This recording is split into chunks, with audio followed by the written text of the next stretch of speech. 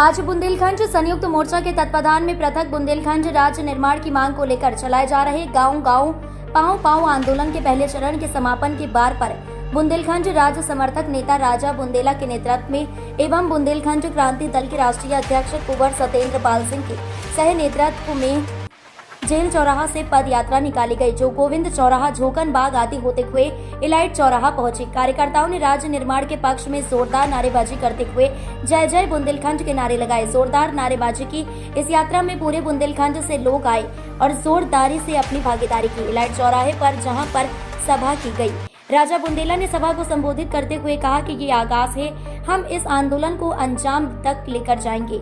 अब बुंदेलखंड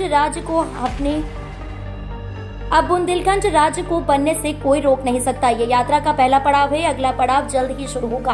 बुंदेलखंड के सभी जिलों में गांव-गांव जाएंगे। पूरे भ्रमण के बाद दिल्ली में धरना दिया जाएगा। बुंदेलखंड क्रांति दल के राष्ट्रीय अध्यक्ष कुंवर सत्येंद्र पाल सिंह ने कहा कि पृथक बुंदेलखंड राज्य का सपना प्रत्येक बुंदेलखंडी देख रहा है।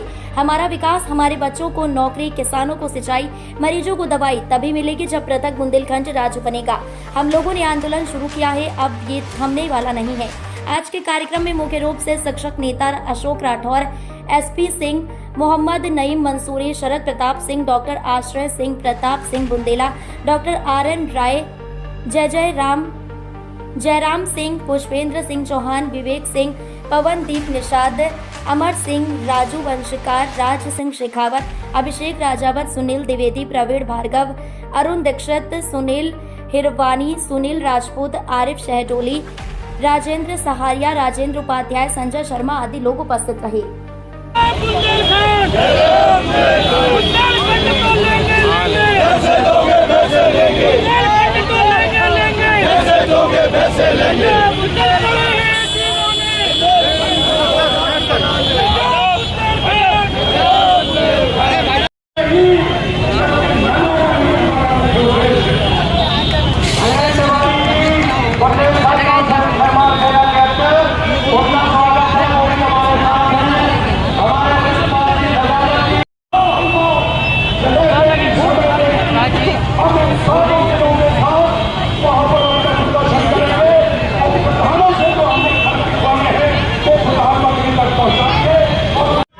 जनप्रतिनिधि बनाए कि उन्होंने आज तक जो इसमें पहले की, हम तो जब से हैं तब से हमारा बुंदेलखंड राज्य को लेकर आंदोलन है, चाहे वो सड़क पर रहा, चाहे कागजी किताबों में रहा, चाहे चर्चा में रहा। हम तब भी बुंदेलखंड राज्य के लिए चर्चा कर रहे थे, आज भी सड़क पर खड़े होकर बुंदेलखंड राज्य की बात कर रहे हैं और आगे भी जब तक बुंदेलखंड राज्य नहीं बनेगा हम इसी तरह बात करते रहेंगे। बुंदेलखंड मुद्दे में दोनों की चुनाव लड़ाई ये देखा कि उसकी जमानत की जब्त हो गई, यहाँ की जनता को राज्य चाहिए ही नहीं। हो सकता है इस देश को आज़ादी दिलाने के लिए गांधी जी को साउथ अफ्रीका से आना पड़ा। इस देश को स्वतंत्रता करवाने के लिए सुभाष चंद्र बोस को ये तो देश छोड़ के विदेशों में जाके आज़ाद हिंदुस्तान बनानी पड़ी थी। चुनाव और आंदोलन दो अलग अलग मुद्दे हैं। इस देश का चुनाव लाखों और करोड़ों लोगों में लड़ा जाता है, आंदोलनकारी ये चुनाव नहीं लड़ सकता। एक ईमानदार आदमी चुनाव की सोच भी नहीं सकता है। चुनाव की प्रक्रिया खासकर उत्तर प्रदेश, मध्य प्रदेश और बिहार में इतनी जटिल हो गई कि आम आदमी की पहुंच से बाहर है।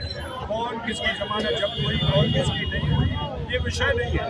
विषय ये है कि जो बुंदेलखंड की बात कर रहा था उसको भी लोगों ने हरा दिया।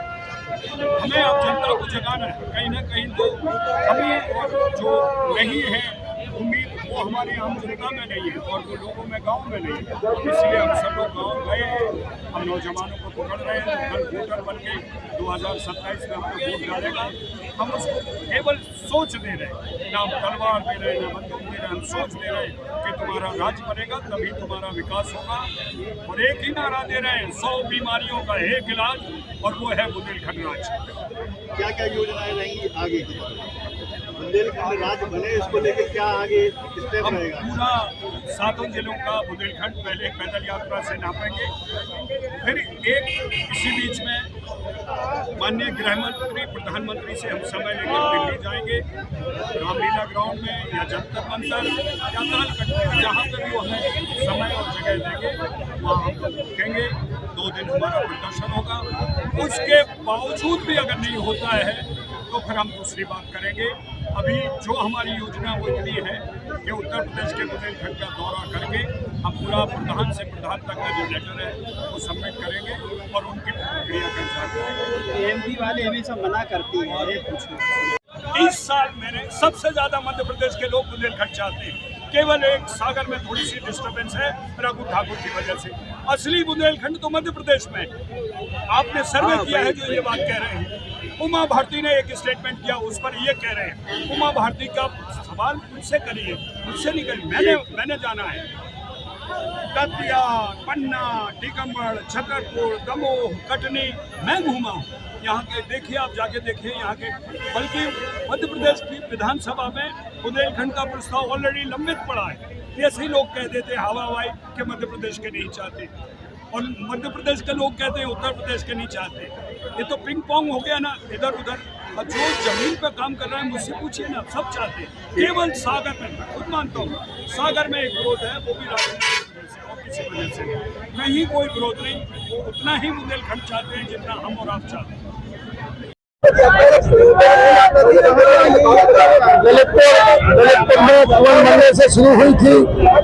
गांव-गांव घूमते हुए हम यहाँ तक आए हैं। पूरे झांसी और ललितपुर जिले को घूमा है, गांव-गांव गए हैं, लोगों को समझाया है। बुंदेलखंड राज्य बनेगा तब उनके बच्चे को नौकरी मिलेगी, तब किसानों को खाद बीज और पानी मिलेगा। लगातार हम लोग इस मुहिम पर निकले हैं। अब ये लड़ाई बंद होने वाली नहीं है। बुंदेलखंड राज्य बनाने के बाद ही तक रहेंगे। ये यात्रा 12 अक्टूबर को ललितपुर से शुरू हुई थी। ये यात्रा 17 तारीख को झांसी में प्रवेश की। 17 तारीख के बाद से लगातार झांसी में होते हुए आज 24 तारीख को झांसी में समाप्त हुई है। ये पहला पड़ाव था और आगे फिर शुरू हो गया।